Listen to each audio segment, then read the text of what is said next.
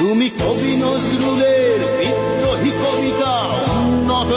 মমশির, তুমি রক্তের কালিতে লেখা নাম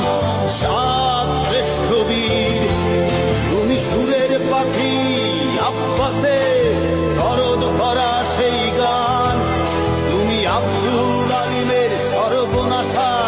পদ্মা নদীর ডান, তুমি সুফিয়া কামালের কাব্য ভাষা